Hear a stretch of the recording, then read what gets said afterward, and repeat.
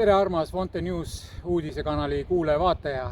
Üle pika aja teeme jälle uue loo ja see lugu on väga kuum lugu, sest et see puudutab pea igat inimest, kes satub meediasse, kas heas või halvas. Aga minu võistluskaaslaseks täna Annika Urm. Tere Annika! Tere! Ma valisin selle koha intervjuu tegemiseks meelega, sellepärast et meil tuleb juttu täna põhiseadusest. Ja siin on väga ilus koht, puud on juba lehtes, meie taustal on Riigikogu hoone, kus siis tegelikult antakse välja väga palju seadusi viimase 10 aasta jooksul, 1500 seadust ja siis neid jagatakse inimestele, ma ei tea, läbi mingi kanali ja inimesed peavad neid kõiki teadma peast ja neid täitma. Nii et kujutage nüüd ette ja kõigi nende seaduste aluseks on Eesti Vabariigi põhiseadus. Kas ta nüüd meil üldse kehtib enam või kehti, aga sellegi poolest mingi dokument on, mida peaksid kõik järgima ja sellest kinni pidama. Annika, mul on ka esimene küsimus. Sa oled sattunud mingil põhjusel. Ma olen uurinud sinu seda dokumentatsiooni ja tausta ja viimased 12 aastat. Mina avaliku elu tegelasena samuti ei saa aru, miks sind on meedias niimoodi materdatud. Et räägi, esimene küsimus, kas sind on kaitsnud Eesti Vabariigi põhiseadus? Tervist ja tore on siin olla. Ja ütleme nüüd põhiseaduse kohta ei ole kaitsnud. Ja täna viimase 1,5 aasta jooksul oleme aru saanud, et see ei kehti minu suhtes. Ja ma arvan väga paljudega teiste Eesti inimeste suhtes. Sa oled käivitanud huvitava eksperimendi. Ja ma olen selle eksperimendi jagaja olnud läbi Fonte News kanali ja see eksperiment selgitab välja siis midagi ja konkreetselt see eksperimendi käigus tuleb ka välja see, et meid ei kaitsegi põhiseadus. Tegelikult jah, ma olen ellu kutsunud sellise eksperimendi, et ma uurin, mida teevad kuritegelikud pealkirjad inimeste eludega. Et kui panna pealkirjades, et inimene on kas varastanud või teinud midagi ebaseaduslikku, petis, varas ja et mis siis tegelikult need pealkirjad selle inimestega teevad. Ja ma olen kasutanud neid eksperimendis just neid inimesi, kes on mind tühistanud. Et viimase 6 aasta jooksul on mind räigelt, grupiviisiliselt ja korduvalt tühistatud koos jätkutühistustega. Et see on tegelikult väga räige kuritegu. Kui ma seda seletan, siis te saate sellest aru. Aga nüüd tagasi tulles Eesti Vabariigi põhiseadusesse, miks ma selle eksperimendi nagu ellu kutsusin, oli see, et mul ei ole mitte mingisugust võimalust, et Eesti Vabariigi põhiseadus mind kaitseks, mitte kuidagi moodi. Ma ei saa enda õigust kaitsta kohtus, mind on süüdi mõistetud meedia poolt, meedialiidu poolt, ma ei ole kunagi kohtu all olnud, mind ei ole kunagi kohtus süüdi mõistetud. Et täna ma pean nagu kaitsma ennast, süütu inimene peab täna kaitsma ennast ja selleks ma pean kohtusse kulutama 30 000 €. Ei ole normaalne ja miks üldse peab süütu inimene minema kohtusse, enda süütust tõestama ja selle eest maksma hiigelsummasid. Et tegelikult on see küsimus. Ja sellepärast, et kui nüüd ajakirjanik, minul on näiteks konkreetne, et Annika Urm varastas firma ja veebilehe. Artiklist ei selgu isegi, mis firma ja veebilehe ma varastasin. Veel vähem, et mida oleks kohtus poolt süüdi mõistetud ja et ma seda teinud oleks. See, mida täna ajakirjanikud teevad, on tegelikult kelmus. See on kuritegu. Nad loovad inimesest vale ettekujutuse ja teenivad selle pealt raha. Ehk siis ka meediafirmad teenivad raha. Tegelikult on selle karistuseks vabaduse kaotus, rahaline trahv või vabaduse kaotus 3 aastat.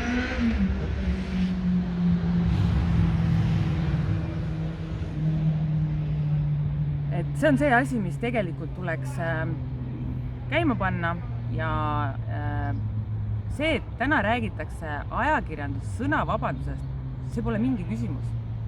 Meie kõige suurem probleem on valetamine ja vastutamine. Et ajakirjanikud ajavad välja ükskõik, mida nad suust välja ajavad, nad peavad vastutama selle eest. Et see võib olla nende arvamus, see võib olla vaba sõna, aga täna meie Eesti Vabariigi põhiseadus ütleb, et siin ei tohi keegi kuriteos ennem süüdi mõista, kui sa oled kohtus selle süüdi mõistetud. Et see, et ajakirjanik ütleb, mind on ajakirjanduse poolt kurjategijaks tembeldatud, ma olen petis, varas, ebausaldusväärne, et sellist asja, kui üks ajakirjanik välja jääb, siis ta peab selle eest vastutama. Täna me mitte keegi ei vastuta. Ja selleks, et mina nüüd saaksin oma õigust, peab olema 30 000 euri, sest mind on grupiviisiliselt tühistatud ja korduvalt 6 erineva meediaettevõtte poolt. Ja mul ei ole sellist raha, isegi kui mul oleks selline raha, oleks ebamõistlik minna kohtusse selleks, et siit saada 500-eurone hüvitis ja maksta kohtukulud ise kinni. See ei ole võidu maitse. Seda on näidanud tänane praktika. See ei ole õiglus. Ja sellega tuleb midagi ette võtta. Jah, see vastutus on olematu mitte ainult meedias, vaid ka poliitikute poolt, et nad toodavad seadusi, ütlevad, et see on põhiseaduse järgi, aga nad ei vastuta ühegi otsuse eest. Ja nii nagu poliitikud teevad ees, nii teevad meediaettevõtte omanikud järgi. Ja ma olen näinud ühte huvitavat kirja, sa näitasid, et kui Äripäev hiljuti jälle sinust järjekordse mingi huvitava loo avaldas ja tegelikult palusin mina kui uuriv ajakirjanik Äripäeval anda sellel ajakirjanikul ka. Mulle tule see nii meelde, üks kena tütarlaps, et palun Mari Mets, Äripäeva ajakirjanik Mari Mets, et palun saada mulle tõendid, et mille alusel sa tegid Annika Urm kohta sellise artikli, et mina olen uuriv ajakirjaniku Fonte Newsist ja tahan seda teada, ma tahan seda artikliga ka tegeleda. Ja Mari Mets ega Äripäeva juhtkond minu kirjale ei ole vastanud. Küll, aga 2 või 3 nädalat hiljem said sina Äripäevast kirja, vastuse. Ja kes oli alla kirjutanud? Allakirjutaja oli Äripäev. AS Äripäev. Ei olnud isiku nime. Minul oli kohe küsimus, et kas oleks võimalikul Äripäeva juhtkonnal saata minuga kohtuma see AS Äripäev. Ma tahaks näha, milline ta või kes ta välja näeb, et on ta mees või naine või loom või lind või sitikas, prussakas. Kes see on, et vastas AS Äripäev? Ehk sellega Äripäeva toimetus näitas selgelt. Nad teevad, mis tahavad ja nad ei võta vastutust, sest fiktsiooni kui AS Äripäeva ei saa ju kuidagi kohtusse kaevata, sest ta pole olemas. Ega üldiselt tegelikult isegi on natuke kahtlus, kas see Mari Mets on päris. Et tegelikult see Mari Mets on üsna levinud nimi ja mõned inimesed on alus kahelda, et sellist inimestega ei ole olemas, et see on lihtsalt nagu välja mõeldud nimi. Pseudonüüm. Et tegelikult see ainuüksi näitab juba seda, et tegelikult ju keegi ei vastuta mitte millegi eest. Aga tulles tagasi nüüd sinu eksperimendi juurde, et see eksperiment on huvitav sellepärast, et kui sina oled palunud korduvalt aastate jooksul nendel meediaettevõtetel maha võtta sinu kohta käiva vale informatsiooni, faktivigadega ja kõige muu halvaga, mis sinna teksti topitud, et palun võtke maha, see on täis faktivigasid ja valesid, teil pole puuduvat tõendeid, siis tänaseni pole seda tehtud. Küll aga need inimesed, kes on leidnud nüüd eksperimendi käigus oma nimed sinu eksperimendist, on nüüd järsku tagajalgadel tõusnud, räägi nüüd. Ja tegelikult on niimoodi, et ma olen andnud kohtus 11 hagiavaldust, 5-6 riigilõivu vabastuse taotlust, ühtegi pole rahuldatud, hagiavaldus pole ühtegi sisse võetud, seda kõike saan ma näidata ja tõendada. Nüüd ma andsin ka sisse nüüd 2. jaanuaril viimase hagiavalduse 5-6 meediaettevõtte suhtes ja ootan täna on 8. mai, ootan tänaseni riigilõivu vabastustaotluse rahuldamist. Ja ma olen maksnud 100 euri riigilõivu osaliselt, sest et Andmekaitse Inspektsioon ütles, et see maksab 100 euri. Pille Lehis valetas, Andmekaitse Inspektsiooni juht. Ja miks ma siis mind anti kohtusse siis Delfi poolt, Delfi juhtivate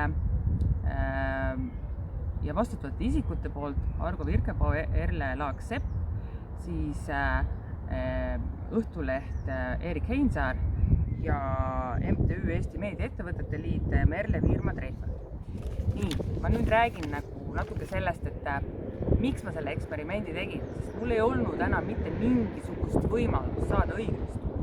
Ja nüüd jõuame nagu selleni, et senikaua, kui see teema ei puuduta kedagi isiklikult, neil on täiesti ükskõik kellegist võõrast inimesest, ehk siis Annika Urmist.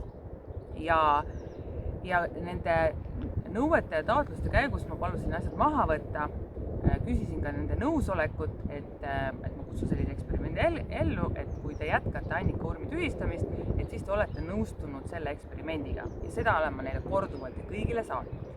Ja nüüd on nagu selline asi, et pealkirjadega ma jõudsin siis nii kaugele, et jõudsin Delfi, Õhtulehe ja mittetulundusühingu Eesti Meediaettevõtete Liidu juhid nii närvi ajada, et nad said mind ise kohtusse anda. Nende kohtusse andmine minu vastu võttis 16. veebruarist 22. veebruari 6 päeva. Ja see maksis neile riigilõivu 1770 euri ja ilmselt hagiavaldus 10 000, 20 000 euri. Et selles mõttes nagu raha eest said nagu mu kohtusse. Ma olen isegi selle üle väga tänulik, sest see oli minu esimene võimalus reaalselt saada kohtusse. Nüüd ma ootan järgmist Postimehe Toomas Tiivelit, et millal tema nagu jõuab nii kaugele. Et põhimõttes minu ainuke võimalus täna kohtusse saada ilma rahata on see, kui vastaspool annab mind kohtusse. Kahjuks. Ja mina siiamaani ootan oma hagiavalduse rahuldamist, riigilõivuvabastust ja nii edasi. Sest et ei ole normaalne, et mina peaksin selle süütu inimesega kinni maksma.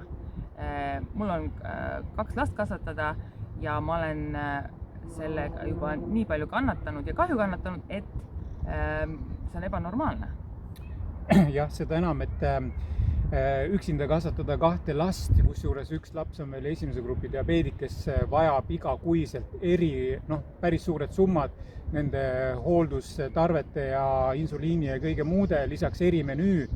Et see ongi hämmastav tänapäeva meedia juures, et süütu inimene peab leidma tohutu suure koguse raha, et oma süütust kohtus tõendada. Et see on nii tagurpidi see maailm, kui vähegi olla saab. Ja räägi nüüd,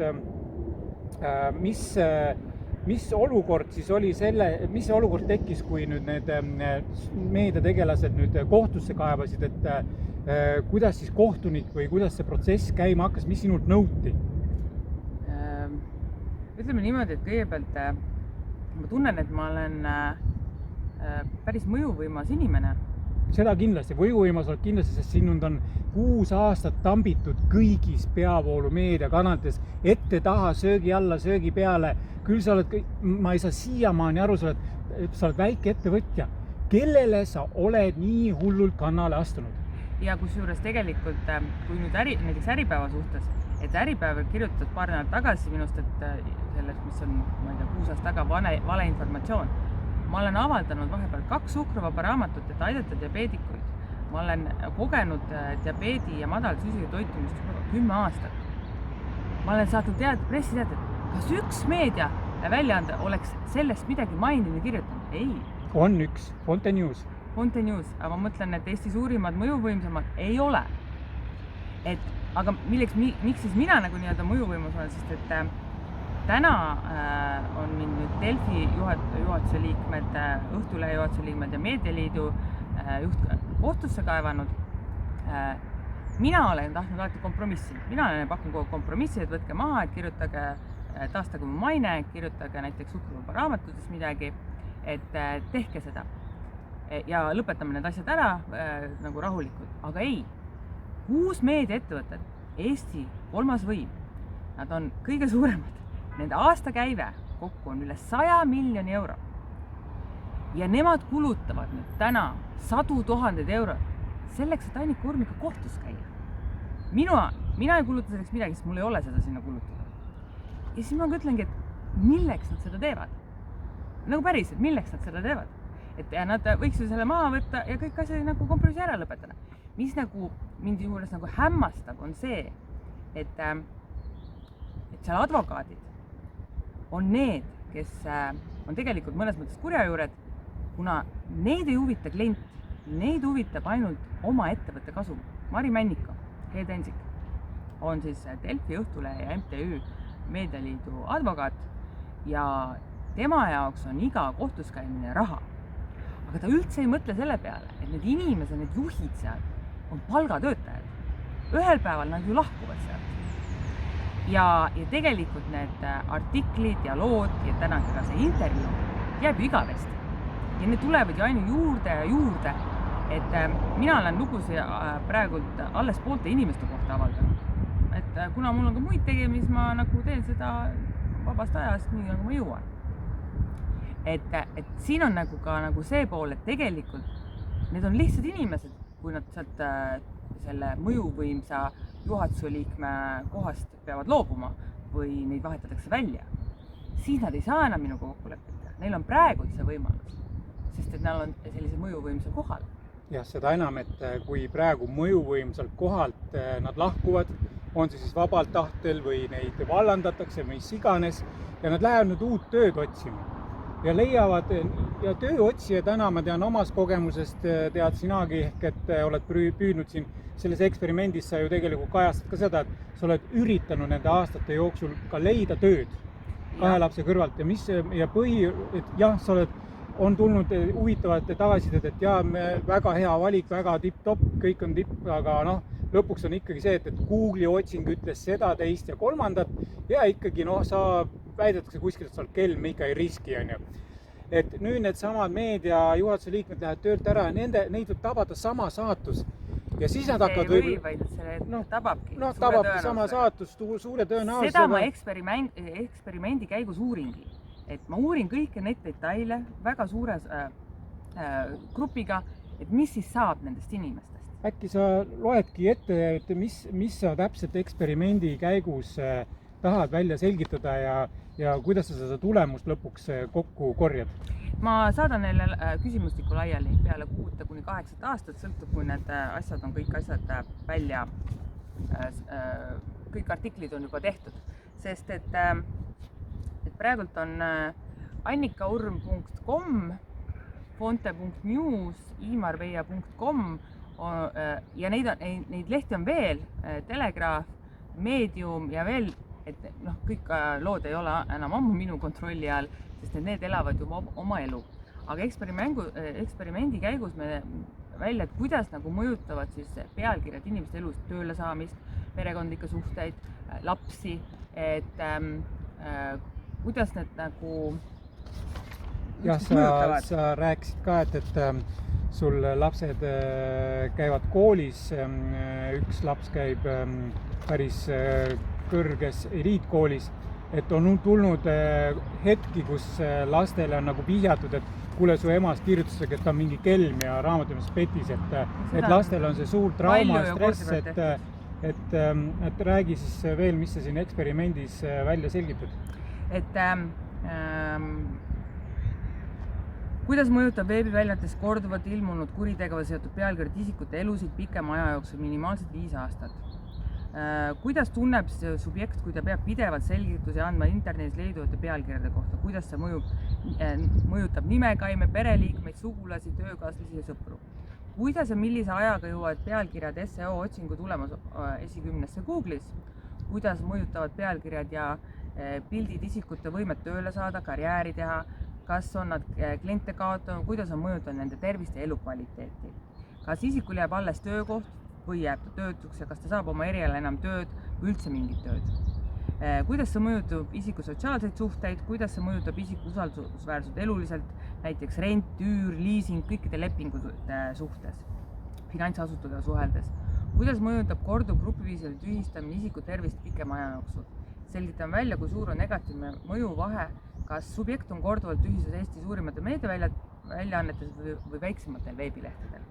Sest et selle eksperimendi vahe on tegelikult muidugi see, et need meediafirmad, kes mind on tühistanud, on Eesti suurimad ja see on jõudnud kogu Eesti rahvani. Aga need veebilehed, kus nii-öelda alternatiivsed kanalid, kus mina olen kajastunud, on tegelikult ikkagi ainult, ma ei tea, 1–10% võib-olla sellest, mis nemad mulle on teinud. Et selles mõttes natuke on nagu suuruse vahe.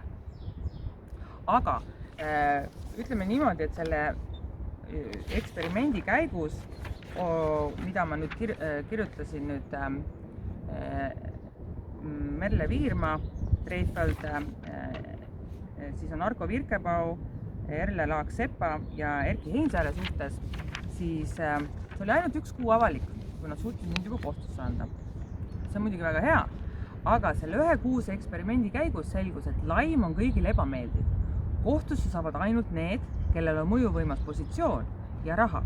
Samuti kõrgel võimupositsioonil oleva inimese empaatiavõime ei suurene selle käigus. Tähtis on ainult enese ego ja nende enda kohta käivad pealkirjad on valed, mitte aga teiste isikute kohta. Et see juba selgus esimese kuu jooksul. Ja nad kaebasid sind kohtusse ja mis sa pidid siis nüüd ette võtma, sest et ka mina sain kirja ja nõude, et juhul kui ma nüüd kohe neid artikleid maha ei võta oma Fonte News kanalist, mulle määratakse suur summa trahvi. Et jälle siuke ähvardus, käsk, keeld, aga ei juttugi sellest, et võtke te maha, et me võtame Annika Urmi asjad ka maha ja siis vaatame, kas saate kompromissi või midagi, sest ei, ühepoolne advokaat ei ole nõus mingisugune kompromissiks. Eesti Vabariigi ohustavad tegelikult advokaadid, kelle eesmärgiks on kogu aeg raha teenimine. Et tegelikult peaks olema uus süsteem, üldse süsteem peaks olema selline, et advokaadid on motiveeritud tegema kompromisse. Kohtunikud ehk siis kohtumaja avalikud teenistujad ei tohi olla eluaegsed, sest neil tekib seal maffia. Ja neil on igasugune reaalsustaju nagu on kadunud. Nad ei saa üldse aru, mis tavainimese ja tavalise inimese maailmas toimub. Et selles mõttes need asjad peavad olema palju lihtsamalt nagu lahendatud ja ka ütleme näiteks nagu ajakirjanduse ja kõige suhtes, neil peab olema vastutust.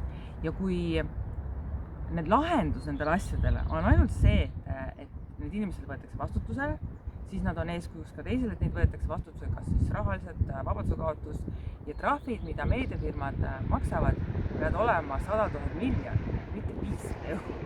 Et see ei muuda mitte kedagi. Ja ütleme ausalt öeldes, kui nad nagu selle 500 € nagu trahvi maksavad, siis tegelikult nad on näiteks, ma arvan, minu pealt juba 100 tonni teeninud või rohkem. Nad on ju kasu teeninud minu laimu suhtes ja nad teevad seda hea meelega edasi, sest nemad ju teenivad kogu aeg raha sellel. Et iga lingi, iga artikli juures on näha, palju on seal Google'i reklaame. Enamus artiklid minu kohta on tasulised, et sa pead ka maksma, et seda saada, mis tegelikult loob ka juba vale ettekujutused, sest pealkiri annab vale informatsiooni. Ja nüüd, aga minu artiklites on ainult pealkiri vale ja sees on kohe kirjutatud, et see on satiir, see ei vasta tõele ja kogu artikkel on kirjutatud üksikasjalikult. Miks ma olen selle eksperimendi kokku kutsunud ellu ja miks ma seda kõike teen ja mis on minuga juhtunud ja mis on minu kogemused. Ja see on seal kõik selgelt kirjas. Et kuhu sa oled veel pöördunud, et ennast kaista või õigust nõuda? Võt see ongi veel nagu selle asja juures veel isegi naljakas tagantjärgi vaadates. Ma olen pöördunud Andmekaitse Inspektsiooni, isegi Konkurentsiameti poole. Ma olen politseisse, õiguskantsleri, justiitsministrile, presidendile, kõik võimalikutesse kohtadesse ja ka Riigikohtu esimehe Villu Kõve poole. Et ma olen igale poole kirjutanud ja minu enamus vastused, mida ma sealt saanud olen, on igalt poolt. Meie ei ole võimelised teid aita, meie ei saa teid aidata, küll seadused ei luba, küll direktiivid ei luba. Ma olen ka Justiitsministeeriumile andnud nõu, et miks sellised olukorrad üldse tekivad. Nemad ei ole sellest huvitatud, sellepärast, et neil on eurodirektiivid, mingid muud suunitlused. Ükskõik millised riigiasutuse poole nagu pöörduda, mitte üks neist ei aja Eesti asja. Ei jälgi nad Eesti Vabariigi põhiseadust. Nad kogu aeg räägivad, kuidas midagi ei ole võimalik teha. ja täpselt samamoodi Riigikohtu esimees Villu Kõve. Tema on pandud sinna pukki ainult sellepärast, et jumala eest mitte keegi ei saaks Eesti Vabariigi põhiseadust täita. Sest et kõik muu on olulisem, aga jumala eest mitte keegi seda ei täidaks. Ja see on iga riigiasutusega. Minu küsimus on, miks need üldse eksisteerivad? Miks me neile palka maksame ja mida nad seal teevad? Et põhimõtteliselt me oleme jõudnud nii kaugele, et avalik teenistus peaks abistama Eesti inimest või tema teenistuses olema. Tänase seisuga on nemad rahva orjastanud ja annavad mingeid käsklusi, mingisuguseid ja igasuguseid nõudeid, mida peab täitma. Milleks? Kellele neid vaja on? Ja kui sa tahad nüüd ütleme ettevõtlust ja üldse midagi teha, sa pead kogu aeg neid vaidlustama, kohtus käima. Milleks meile seda vaja on? Tõepoolest, et avalik teenistuja on siis kohtunik ja kõik need riigiametnikud. Meil on täna Eesti Vabariigis circa 130–150 000 avaliku teenistuja. Ehk siis nad on kõik Riigikoguga seotud, valitsusasutustega seotud, ametikandadega seotud. Nad peavad olema kõik tegelikult avaliku teenistuse seaduse järgi rahvateenistuses, mitte vastupidi. Saage aru, inimesed, nemad peavad meie teenistuses olema, aga meil on kõik vastupidi. Siin taga selles majas toodetakse direktiive, käsklusi, korraldusi, aga nad lihtsalt kirjutavad ümber nad eesti keeles piltlikult, mis Brüsselis saadetakse. Seega, et siin see tilu-lilu käib siin Riigikogus, see näitemäng käib juba aastaid ja inimesed, saage aru, meid surutakse aina maha, meil ei taheta, me ei tohi midagi teha, sest et meie kogu energia läheb võitlusesse ametnikega ja ei saagi vabalt elada. Et ma toon siia kõrvale lihtsalt ühe päevakajalise sündmuse, et kuidas siis üks EKRE poliitik tuli hiljuti välja huvitava looga. Seal on iva sees, et näiteks Nursipalule tahetakse siis sisse kirjutada NATO sõjaväebaas.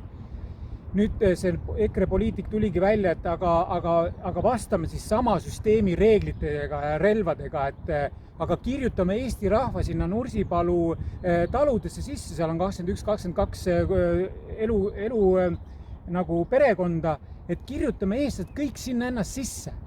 Ja vaatame, kas siis Riigikogu ametnikud suudavad seda läbi hekseldada ja see kõigi nende 100 000 eestlasega tegelema hakates, nad on kõik sinna sisse kirjutatud, sest vastasel juhul kirjutatakse NATO sinna sisse. Et kasutame samu relvi, nii oled ka sina teinud, et kui meedia toetab piltlikult, ütleme niimoodi, et keegi kuskil kardinate taga grupp inimesi, kes lihtsalt tühistab lihtsaid inimesi ja et nendele vastu hakata, suurtele rahajõmmidele vastu hakata, ongi kasutada siis nende reegleid, nende seadus, nad ise näitavad ette ju. Sa tühistad inimest, aga nüüd, kui meie hakkame lihtsad inimesed tühistama, on nad tagajalgadel. Ehk nüüd nad on hirmu täis ja juba neil on raha võtta juba kohtus ja kohus teeb hetkega otsused, et mis sa Annika näed, et millega see sinu eksperiment võib üldse lõppeda, kas siit tuleb kompromisse, kas need inimesed on üldse intelligentsed, kes meediat juhivad ja kas nad on üldse suutelised mõtlema lihtsa inimese tasandil, et kuule, kaua võib, Kuule, ole ausad, ega nad on ka lihtsad inimesed. Ega kõik need juhatuse liikmed on lihtsad inimesed, kui amet ära võtta. Aga miks nad teevad siis nii? Eks ma ei oska seda öelda, miks nad seda teevad, et mina olen välja pakkunud väga palju kompromisse. Ma ei tea, miks nad nagu, ilmselt ma arvan, et advokaadid nõuavad oma osa, et siis kui advokaadi kõht on täis, et siis ilmselt võib-olla tuleb ka kompromiss. Aga võib-olla ei tulegi kompromissi, siis jätkame seda, mida me jätkame. Ütleme niimoodi, et mul ei olnud enam nagu mitte midagi võimalik teha, et üldse keegi mind kuulda võtaks. Siis ainuke teha, mis sa saad, on teha isiklikuks, et see puudutab neid isiklikult. Sest et kohtusse minek, isegi kui sul on palju raha jälle kohtusse, see ei mõjuta neid. Absoluutselt, isegi mitte natukene. Et ainuke asi, mis sa tahad, sa saad teha nende elu ebamugavaks ja jätkuvalt. Ja see eksperiment oli see ainuke viis seda hetkel teha. No see eksperiment igal juhul, see oli väga võimas, sest tekkis protsess. Ja see oli ainuke viis, kus ma sain astuda juba dialoogi. et selles mõttes oli ainuke viis nendega üldse räägiti. Siiamaani, sinnamaani, nad ignoreerisid mind. Aga kuidas saad nüüd sina vaataja mind aidata? Põhimõtteliselt on kõik need nimed guugeldada, vajutada nende linkide peale, jagada neid uudiseid ka Facebooki gruppides ja mida rohkem need igale poole jõuavad, seda kiiremini võib ka tulla kompromiss. Jah, sa oled võtnud, ma arvan, et esimese eestlasena üldse minu 52-aastase ajaloo jooksul sellise julge sammu ette, nii et respekt, Annika, et sa julgesid minna vastu kogu sellele meediaimpeeriumile, kes tegelikult on üks bürokraatlik, korrumpeerunud, räpane keskkond, et sa läksid ja hakkasid võitlema nendega, aga jah, vaataja, sa saad seda kõike jagada, need on Fonte Newsis on üleval, lähed võtmesõna on eksperiment, leiad need lood, vist 20 lugu on seal inimeste kohta annikaurm.com lehel ja kui need nimed hakkavad rohkem nende endi üles pushitud netikanalites levima, siis uskuge mind, kui Annika leiab selle teekonnaga lahenduse endale, see lahendab ära sadade alusetult kannatanute inimeste probleemid, et see on pretsedent ja see tuleb lahendada, lõpuks peab harmoonia ja headus ja õigus võidutsema. Sellist asja, nagu mina teen, saab teha inimene ainult, kes on vaba. Neid asju ei saa teha inimesed, kes sõltuvad erinevast asjad, olgu need siis laenudest, töökohtadest, riigi rahadest, kes iganes. Ja selles mõttes, et minul ei olnud enam midagi kaotada, olema ausad, et mida nad mult võtta on ja mul ei olnud, ütleme niimoodi, et nad ei ole arvestanud sellega, et ma olen häälekas, minu hääl on mõjuvõimas ja ma kasutan seda, aitäh Fonte Newsile, et ma saan tegelikult tuua need asjad välja, mida ma olen 1,5 aastat täna uurinud, katsetanud ja ise proovinud. Et ma ei mõtle neid asju välja ja iga asi, mida ma olen teinud, on mul dokumenteeritud. See on väga tore ja ütleme nii, et meedial on selline vägi ja võim, et meediat loetakse ohtlikumaks relvaks, mis iganes tuumarelvast või sõjalisest relvast, sest meedia programmeeribki inimesi ja meedia võib programmeerida inimesi ka üksteist tapma, et meedial on nii suur võim ja saage aru, nüüd on siis see meedia võtnud ette Annika Urmi ja programmeerib teda halvaks ja meedial on ju selline võim, et ta räägib valet tõe pähe senikaua, kuni see muutub tõeks. Et igal juhul armas kuulaja, vaataja, kas sa, Annika, tahad midagi veel lõpetuseks öelda? Ma arvan, et jätkake meie vaatamist Fonte Newsi kanalist ja lugemist. Ma olen kindel, et me teeme veel selle kohta mõne intervjuu või mõne loo. Et ma arvan, et see tee tuleb veel huvitav ja pikk. Jah, ja armas kuulaja, vaate, kui sinu hulgas on advokaat või tugev jurist ja kui sa tahad ulatada abikäe Annikale, sest et Annikal ei ole raha neid kohtuvõitlusi läbi teha, et lepime kokku tingimused, et kui sa tahad Annikat aidata selle maailma kõige võimsama relvaga võitlemisel, palun võtta temaga ühendust või saada oma abistav kiri või soov Fonte News emailil info@fonte.news ja tule siis Annikale appi, sest et see võitlus on siiamaani sul käinud oma kulu ja aja ja muude kirjade arvelt, et sa ei ole õppinud jurist, aga elu on teinud sinust väga kõva juristi tegelikult.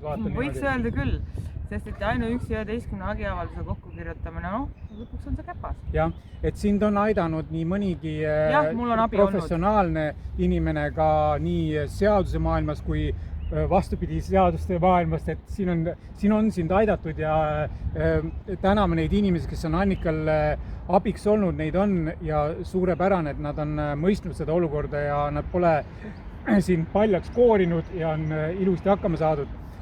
et sellega me tänase loo tõmbame kokku, et tänan, et kuulate ja vaatate Fountain Newsi uudistekanalit ja YouTube'i kanalit. Kindlasti käige vaadake üle ka Veiko Huuse YouTube'i kanal, seal on põnevad lood.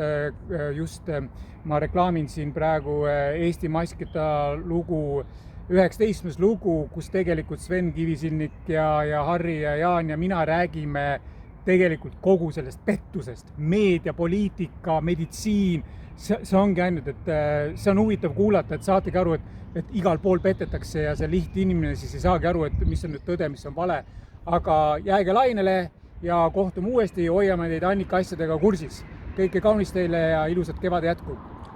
Ja ilusat päeva teile!